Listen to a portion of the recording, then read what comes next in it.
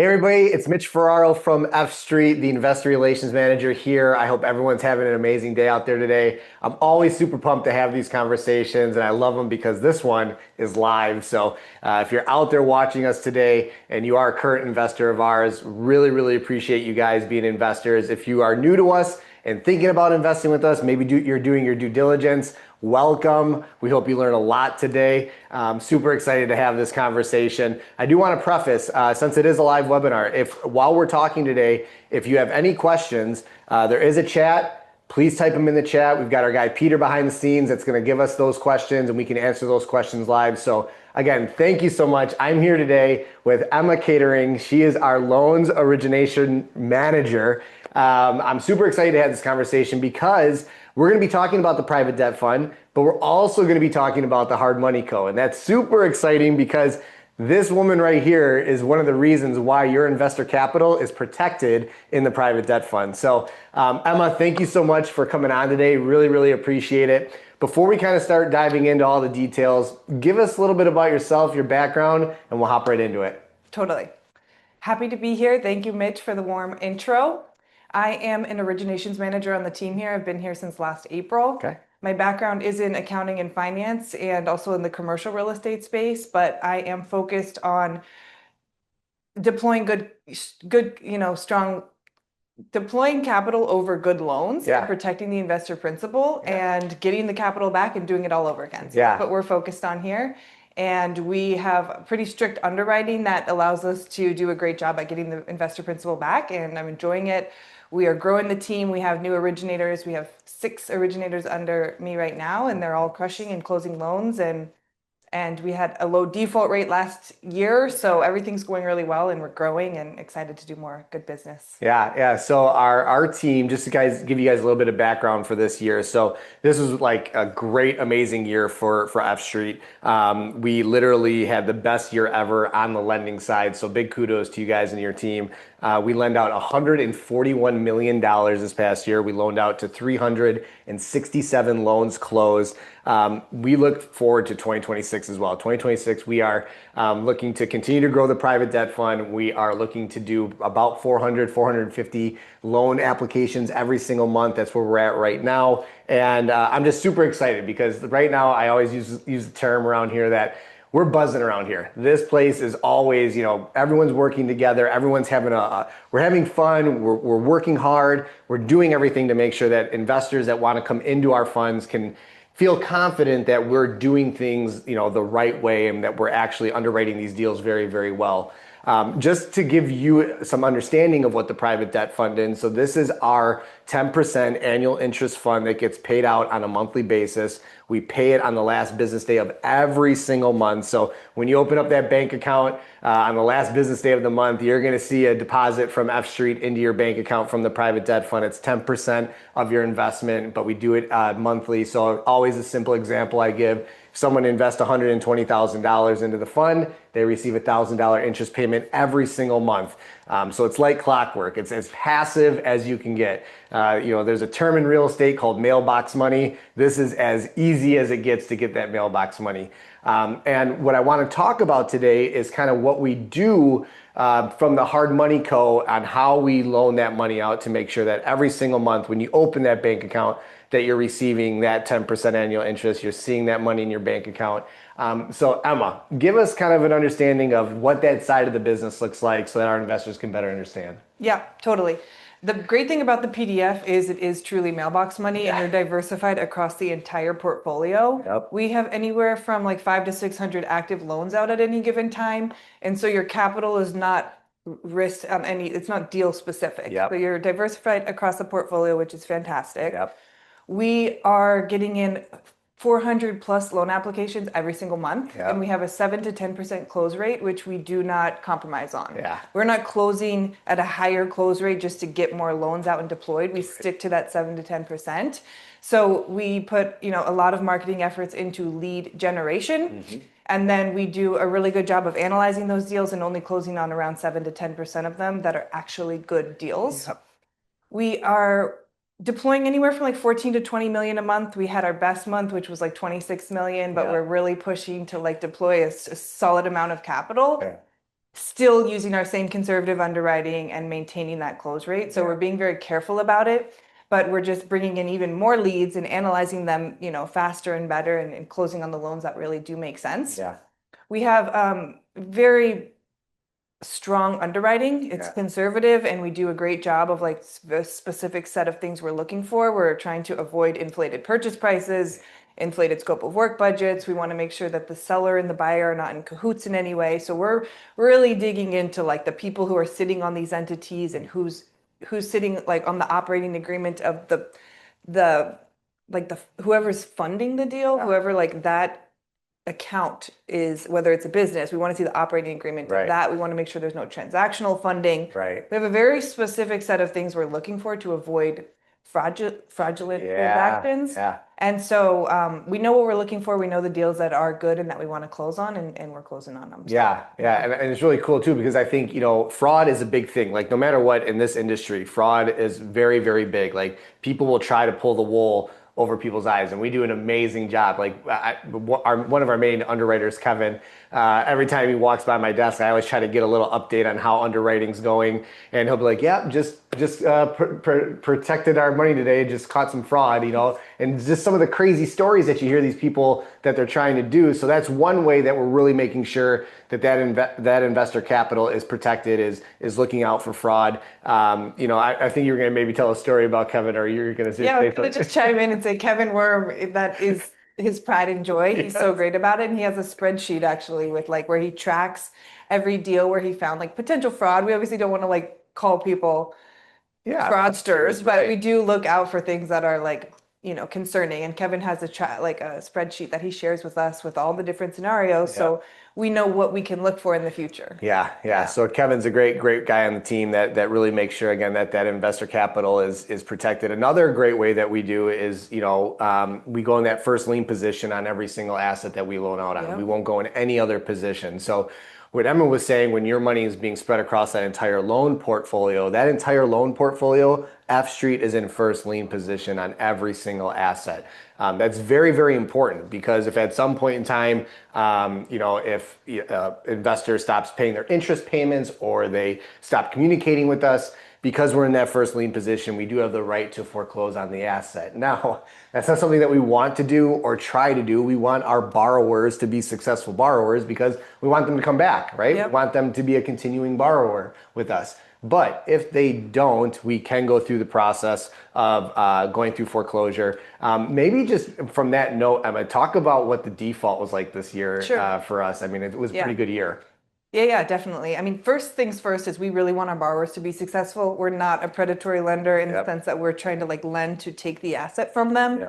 We really are in the business of lending to be repaid. So we make sure that the borrower is set up for success going into the transaction in the first place. Like if they have low cash reserves, we require them to have prepaid interest, whether that's via like cash that they're bringing up front or collateral property, and we're rolling that into the loan amount. We want to make sure that they're not sitting with 10 grand in their account and they've got a payment of 15 grand coming next month. We do not allow that to happen. So we set the borrowers up for success for one, but then for two, I mean, Kevin Worm has done such an incredible job. Last year, we had on every loan we wrote in the year 2025, we have a 0% default rate on as of right now. So some people have extended, some people are still in those loans, but as of right now, 0 foreclosures on any of those loans. I mean, that's pretty unheard of. That is huge. And I mean, it's almost funny sometimes because when I hear that rate, because typically we were historically 2 to 3% foreclosure rate year over year. 2 to 3% is very low. To hear 0 is like almost unheard of, which is great because it does just show the due diligence that we're doing to make sure that the purchase price on the loans is right, that the scope of work is correct, that the ARV, the after repair value is correct. Where the borrower is a good borrower, they have the cash reserves, they have the credit score, all of these things that we make sure that we're doing to make sure that investor capital that's coming into the private debt fund is protected so that we can continue to be a profitable company. And again, last year, 2026, one of the best years ever that F Street has had in 16 plus years of doing this. And again, have never missed an interest payment since we started the fund in 2009. Again, our owner and founder, Scott Lurie, the captain of the ship, he's done an amazing job of building this business. continues to do an amazing job, and I'm really looking forward to 2026. Emma, maybe just talk about what we kind of maybe seeing for 2026. Like, what are the expectations? Of course. You had mentioned you had 6 loan originators under you. Tell us a little bit more about them and like what are we looking for Of course. 2026? So 2025, like you said, we doubled our output from the year before. So the Yeah, year in 2024, we deployed 70 million. yeah, Last year, we deployed over 140 million. So super exciting growth there. yep. And we want to continue that momentum. So we're bringing on additional originators. We're even open to bringing on more originators, but we want to deploy 20 million a month. And Wow, that's a lot. That's it's, awesome. That's yeah, so cool. we're excited. I mean, we have the infrastructure to do it. We have the resources, we have the processes. It's just a matter of, more lead generation and Yep, then more people analyzing the deals and keeping that 7 to 10% close rate, yep, but getting it to 20 million a month. So we're following the same process. yep, We have it all set in stone, but the originators they're doing great. They're young, they're hungry, they're hitting the phones, they're making 40, 50 calls a day yep, and getting on the phone with people who are looking to do business, and we're only picking our favorites and then yeah, we're running with them. yeah, But we have a big year ahead. We know what to do to get there. yeah, We've had months where we hit 26 million. yep, We're deploying on average 30 loans a month right now. We've yep, done as much as 50 loans a month. yep, So we're not prioritizing any particular loan size or asset yeah, class, really. We're just looking for good loans, yeah. trying to get repaid on those and then do it all over Yeah, again. so follow the system, follow the process.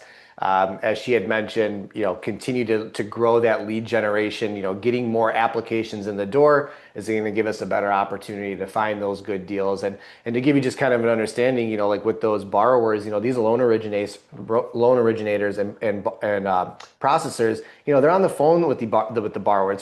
It's not like us versus them. It's a team, right? Dynamic. It's really like we want the borrowers to be successful. We know if they're successful, we're going to make money, we're going to be successful, and we are probably going to get another deal from them. And we have a 50% repeat borrower Yeah, rate, which is really strong. Like yeah, people, they come back and do business with us. And we also have like 5-star reviews online, like uh, really a 5-star company. So people are happy with our product and we deliver, on time every time. If we say we're going to do it and we get you a term sheet, we perform on that. So people really, yeah, they're happy with our service. that's great. And Emma and I are just talking here. We're going, going, going. Our guy Petey behind the scenes here is like, there's a lot of questions out there. So let's get some of these questions answered. Petey, what do we got?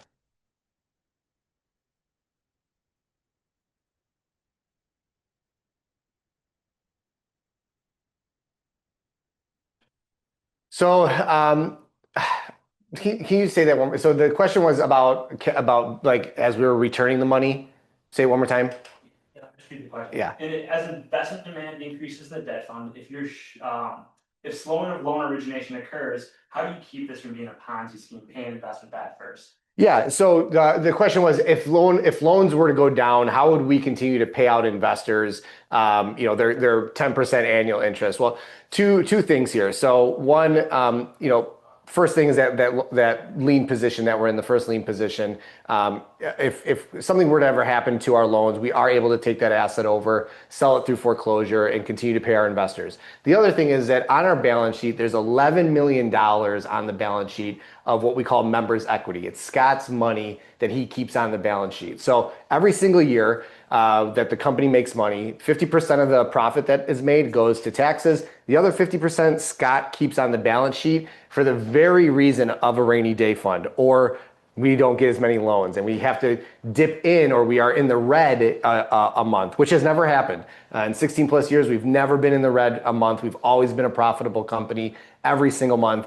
But there's $11 million on the balance sheet that Scott would then interject into the business if for a reason we went into the red, that we can continue to pay the investors their 10% annual interest. Now, if that ever happened, we absolutely would be reaching out to all of our investors and saying, hey, we had a bad month, we have to tip into reserves, and we're going to use those reserves to pay you your 10% annual interest so that we can figure out and get, right the ship and get the ship back going in the right direction. So there is that $11 million on the balance sheet. Again, too, being in that first lien position on all the assets, for if some reason the borrowers are not paying us the interest payments, we can take that asset over through foreclosure, get it sold and off the books, and continue to pay our investors. I hope that answered the question for that one. What's the next question?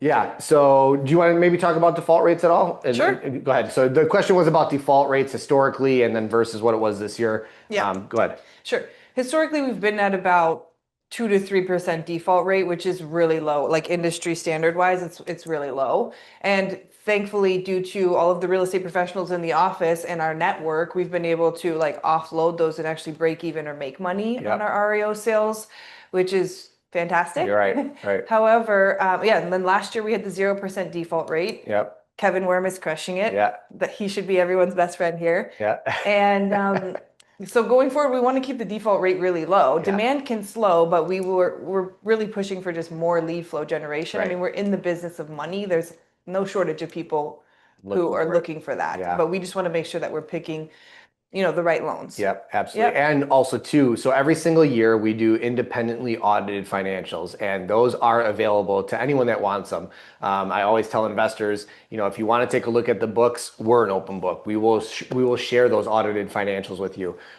We do ask that you sign an NDA, but we do have those audited financials. They're independently audited through Hawkins and Ash, who's our CPA. And again, we do those I know the guy was just in last week starting the whole process. Typically, those are the audited financials come out for us for the previous year in like May, June-ish time. So we'll have 2025s in that May, June year. And again, we always are open to share those.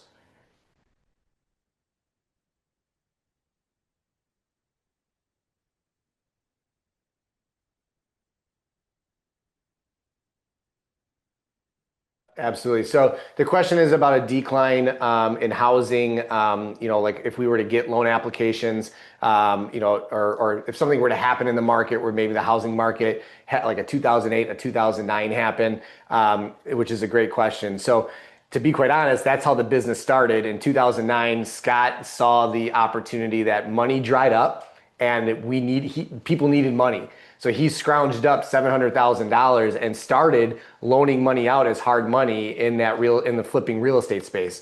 I always like to tell investors that if something like it'd be very interesting to see what would happen if there was another housing type of crisis, because if there was a housing crisis, there would be investors out there that would want to capitalize on that opportunity. To capitalize on that opportunity, you're going to need capital. You're going to need money.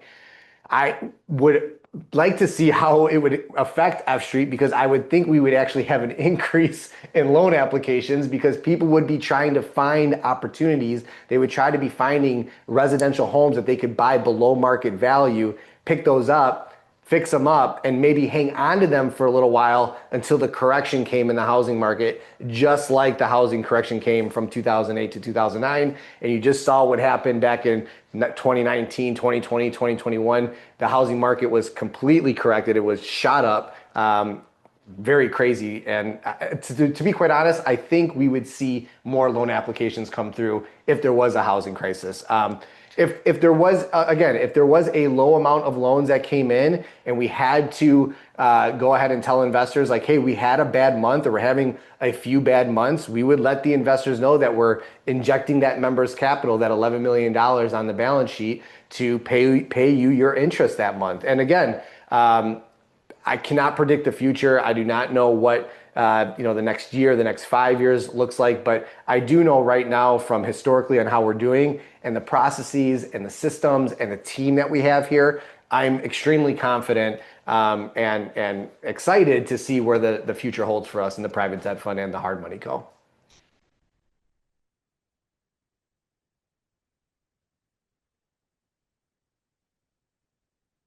So what is the average days to close when an application comes in for our borrowers? Average 5 to 7 business days. There's been some refinances where title work was already done and we've been able to close it within like 36 hours. Yeah, yeah. So one of our biggest attributes at the Hard Money Co. and one of the things that we kind of market is the speed, right? If the deal is ready to close, if we have title, we can get it through our system, through our process, through our underwriting. We're not going to force a close. Like if it's not a good deal and they only have 36 hours, 72 hours to close and it's not a deal, we're not funding it. But if it's a smoking hot deal, It goes through the underwriting process and system, and if it's a good deal, we're going to be able to fund that deal because we have the available funds to be able to close that deal. Yep, we have the funds, and then also we're not relying on a third-party appraisal. So we Yep. do the in-house property valuation where we're taking a look at the current condition of the asset and making sure that we agree with, what we're not relying on a third-party appraiser. Expand on that because I think that's important. Sure. I think, right, third-party appraising, that could take a week, right? It can take a week, and it can also be unreliable data. Yes. People can know the appraiser or pay them extra to get an appraisal Yeah. number that they're looking for. We do in-house property valuation, desktop appraisal. We utilize a service called TruePics, Yep. where we require the borrower to go and take photos of the current condition. So it geo-tracks the location, tracks the time, so we can tell it's photos of one, that property, and two, in that exact time. Yep. And so we use that to tell the current condition with comps and run our own appraisal. So we make sure that we agree and substantiate the values as well. Yep. But that speeds things up incredibly. Yep. And we have licensed real estate agents on staff that do those. They do comparable analysis on those properties, CMAs.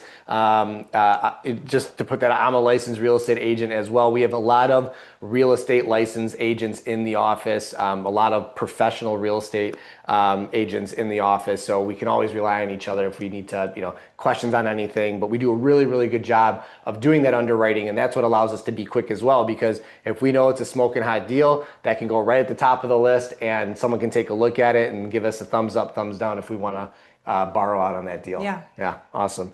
Petey.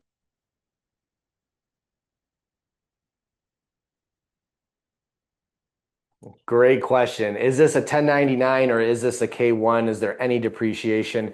In the private debt fund, you do receive a 1099 INT at the end of the year. Actually, for all of our investors that are out there right now, I did want to point this out, so I'm glad this question came up. You will be seeing by January 31st, you will be seeing a notification come into your email that your 1099 is ready for tax season. We will have those out by January 31st. Again, you'll get an email notification, and then that 1099 is going to be in your investor portal.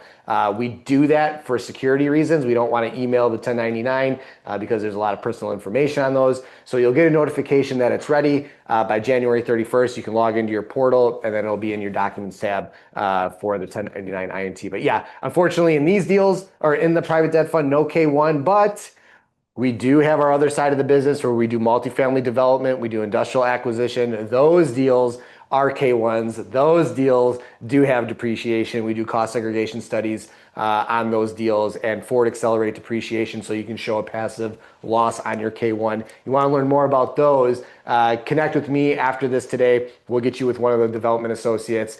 We do have a couple of deals coming up very, very soon, industrial acquisitions where you can capitalize on the K1s and the depreciation. Average loan term, Emma, you want to talk on that one? How long? Yeah, it's 6 months with the option to extend 6. We don't really flex on that. There's very rare occasions on a ground up development or something, but 6 months with the option to extend 6, and people generally stay in our loan for like 300 and something days. Yeah. So they usually end up extending and getting out by the 1 year mark. Yep. And then, so as you said, about that 1 year mark, that's actually the reason why the private debt fund is a 1 year hold, is because we want the money to go through a full loan cycle of what a typical borrower is going through that full year. We do charge the borrowers 15% and 5 points. Yep. 5-point origination fee, 15% interest. Yes, that money is expensive. I always get the question, why is a borrower going to go ahead and borrow from you guys versus go to like a traditional bank? Or I always give 2 reasons. One, a traditional bank is typically not going to loan on the types of properties that we're loaning on because they're distressed properties. They need to be rehabbed. They have electrical issues, plumbing issues, foundation issues.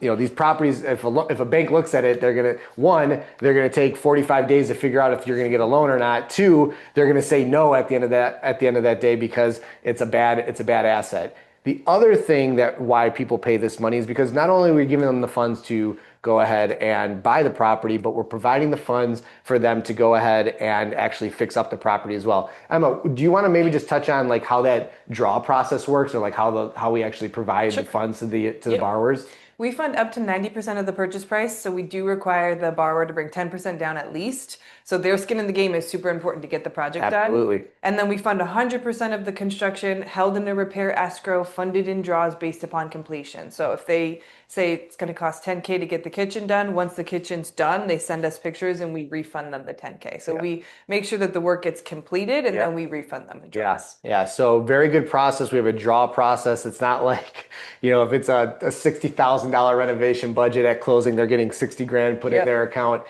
We have a very good process in place to make sure that the work is completed, and we can provide them the funds once work is completed. So very good process there. Petey, anything else?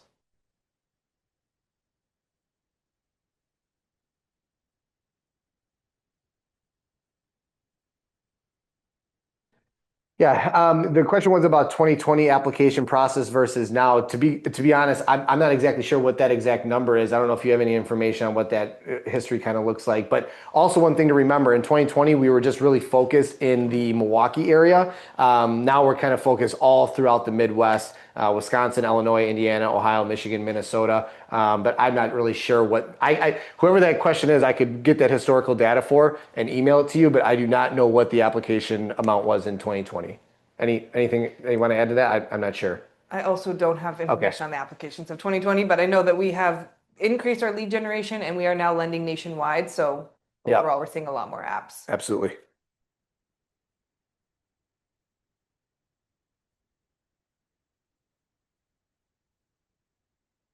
Yeah, so the question was on what types of businesses are we loaning to? I'll let you Yep. take that one. Yeah, we are commercial purpose only. So we're only lending to either an LLC or a corporation. Must be to an entity. Yep. So we will not loan to a single individual. And also, to correct me if I'm wrong, it has to be a non-owner occupied home as well. Investment property. Yep. It has Correct. to be an investment property. It can't be someone being like, hey, I want to renovate my kitchen. Will you give me a loan? No, it has to be an investment property that they're gonna be using. Yes. Oh, great question. Is about monthly distributions. Can you reinvest those? Absolutely. We have a compounding feature inside of the private debt fund. So instead of getting that monthly check into your bank account every single month, we can roll it onto the principal. What's really cool about that, every single month you're earning 10% on that new principal. A great way to grow your money faster. A lot of investors utilize the compounding feature inside of the private debt fund, and a great way to utilize that feature is if you have a self-directed IRA or a solo 401k, you can use that to invest into the private debt fund. Great way. You will not get taxed on that money. So if you have a self-directed IRA and want to compound, you absolutely can do that. One quick thing I want to mention with that as well, if you use a compounding feature and you're not using a self-directed IRA, you still will receive the 1099 INT at the end of the year. So just because you compound, and if you just invest through yourself individually, you're still receiving that 1099 at the end of the year.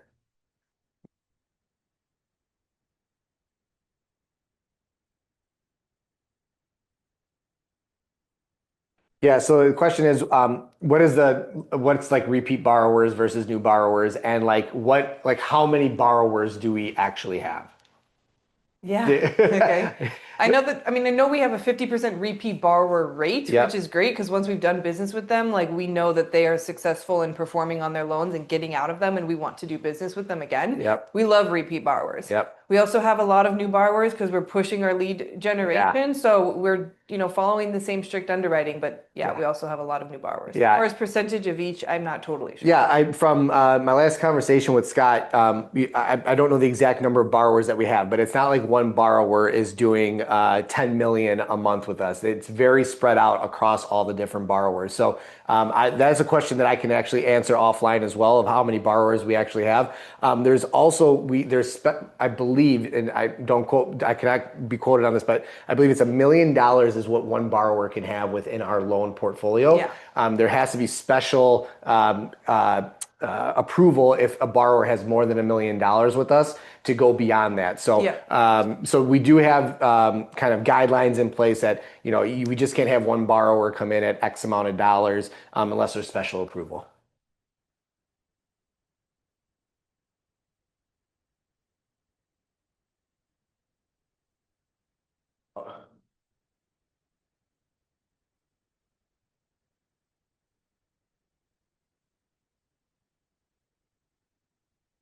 Yeah. So what is a typical loan structure for the private debt fund Yeah. for the hard money co? Yeah, it's five points loan origination fee, 15% interest, Yep. 6 month term with the option to extend six. Yep. We really don't flex on it. Yep. After we've done business with somebody, we can offer maybe 100% financing if they've done 5 or more deals successfully with us. Yep. But the terms are not changing. Yeah. Yeah. Terms are pretty strict for us because again, we want to make sure that we're protecting that capital from our investors, and we want to make sure that we're getting into good deals. Yep. Do we lend in all 50 states, and are there states that we don't lend in? We generally don't lend in Louisiana. I always say generally because we look at Yeah, everything. who knows, but, right? but Louisiana, we avoid Alaska and Hawaii. Okay, gotcha. Everything else, fair game. Yep.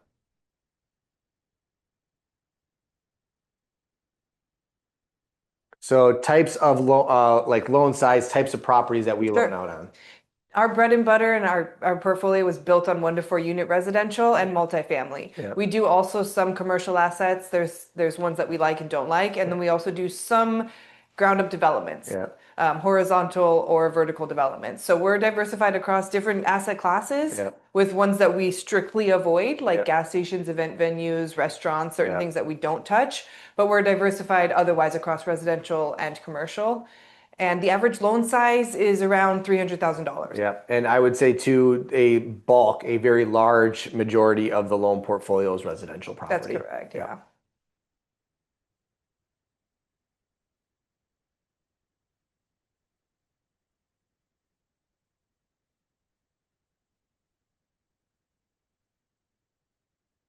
Yeah, so the question is about foreclosure. Do we use a deed in lieu for the foreclosure? I do not know that off the top of my head. I'd have to talk with our main guy, Tyler, and our REO assets manager. But I want people to know foreclosure is like our last resort. Like we are not trying to go into foreclosure. I hear Scott on the phone with if we ever is if there ever is a spot like that where that borrower is going to possibly be going into foreclosure. Scott is literally on the phone with that borrower trying to figure out how we do not do that. It is a last resort for us. We don't want to take the asset over, but we do have the right if they're not paying their interest payments. They have continued to not pay their interest payments. They will not pay their interest payments. But it is last resort, and I do not know. And also too, just so if you're not familiar, every state is a little different, judicial versus non-judicial states. Some are quicker foreclosure process, some are short, or some are longer. But I can also follow up with that as well and talk with our guy Tyler, that's in our REO side of the business. One Oh, go ahead. One thing I want to touch on with that is we also have every borrower personally guarantee the loan. So our first course of action is the foreclosure and selling the asset itself, but we also have that additional backstop of a personal guarantee. Yep, absolutely. That's awesome.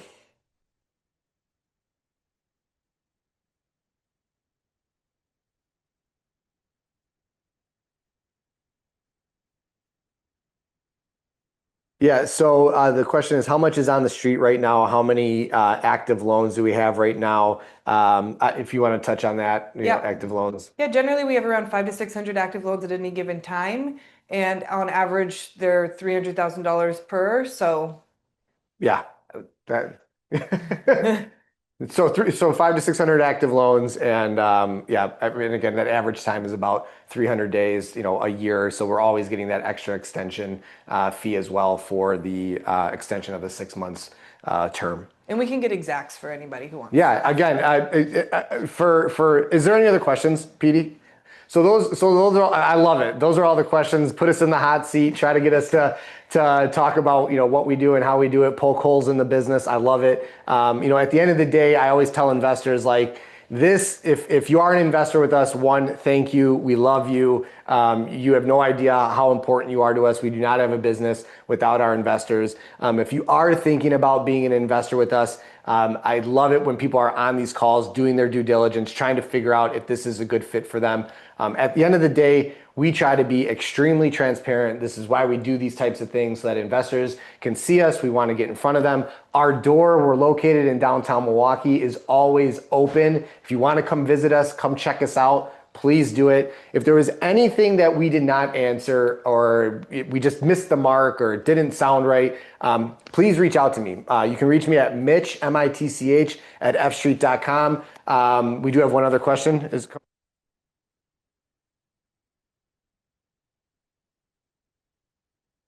Yeah, the last question that just came in was about the financing. Emma mentioned 100% financing. You just want to kind of expand on that a Sure. little bit? And a very, very rare occasion, if we've done business with a borrower 5 times and they've closed, successfully gotten out of the loan 5 times with us, we will offer 100% of the purchase price plus 100% of the repairs. We're still capped at a 65% loan to value. Yeah. So if 100% of the purchase plus repairs is over 65% of the after repair value, Yep. we're not going Yeah. over 65% loan to value. So that's an additional protection for us. Absolutely. Very good. Yeah. So again, I just want to thank everyone. Emma, thank you for your time, wealth of knowledge. It was awesome.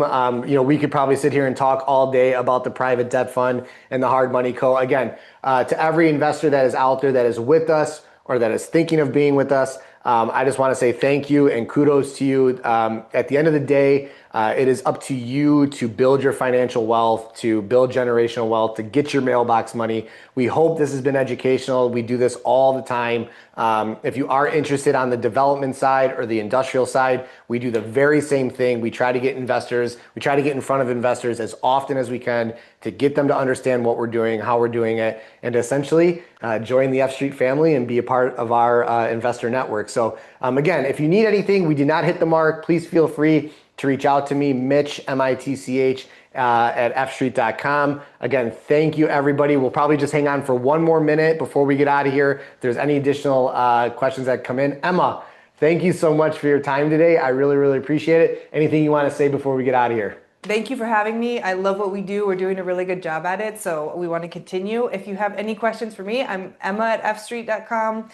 You can email me or get my phone number, call and reach out. But yeah, we're excited to be doing what we're doing. Yeah, absolutely. 2026 is going to be a great year. Again, thank you for everyone joining. We'll hang on for one more minute if there's any final questions come in. But again, thank you so much, everybody. Have a great day.